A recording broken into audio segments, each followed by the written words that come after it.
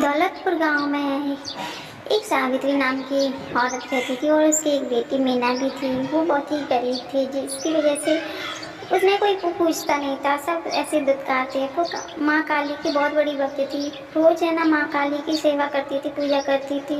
और जब भी वो दोनों गांव में घूमने के लिए किसी काम के लिए निकलती तो औरतें ऐसी बुरा बुरा कह के बोलती, अरे ये और सुबह सुबह पता नहीं कहाँ से आ गई दोनों माँ बेटी, अब इनका चेहरा और देखना पड़ेगा, हमारा पूरा दिन खराब जाएगा। वो मंदिर में जाती हैं तो पंडित भी उनको बोलता है, ये कहाँ से आ गई, जाओ यहाँ से। यानी कहाँ कहाँ से चले आते हैं पूजा करने के लिए, मेरा मंदिर अपवित्र कर दिया। तो सावित्री और मीना अपने घर आ जाते हैं और आपस में बातें करती हैं कि हे काली माँ, हम हमें ऐसा क्या है जो हमें कुछ सब ऐसे दुत्कारते हैं। माँ ये सब सुन रही थी और वो फिर से मंदिर जाती हैं तो पंडित मिल जाता है कि नालायक, तुम लोगों को कितना समझाऊं, समझ में नहीं आता।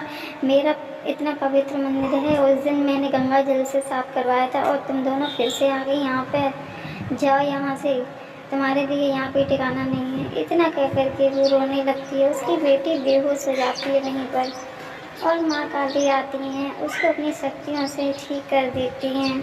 फिर वो दोनों अपने घर आ जाती हैं और घर आकर देखती हैं इतना सारा भोजन होता है कि उनकी आंखें खुली की खुली रह जाती हैं और वो खाना खाने लगती हैं और मन ही मन बहुत खुश होती हैं कि ये सब माँ का चमत्कार है। और इधर माँ काली उस पंडित के घर पे जाती हैं जहाँ पंडित सो रहा था।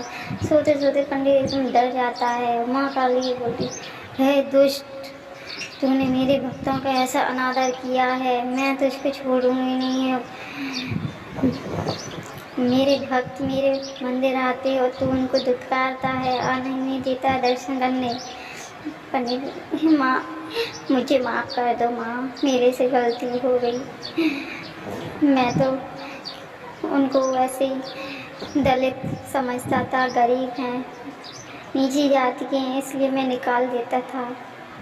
ए दुष्ट, मेरे यहाँ मेरे सारे भक्त बराबर हैं, कोई नीची जात ऊंची जात कोई मायने नहीं रखता। मेरे यहाँ पे सारे जो भी मेरे भक्तजन हैं सब बराबर हैं मेरे लिए। और तू जा उन माँ बेटी से माफ़ी मांग। अभी पंडित उनके घर आता है और दोनों माँ बेटी से माफ़ी मांगता है, कहता है कि सावित्री बहन मुझे माफ़ कर दो, मैंने तुम्हारे साथ बहुत बुरा दुर्व्यवहार किया, उसके लिए मुझे क्षमा कर दो। मेरी आंखें खुल गई हैं, मैं अपराध का भागी हूँ, मुझे आप लोग माफ़ कर दो।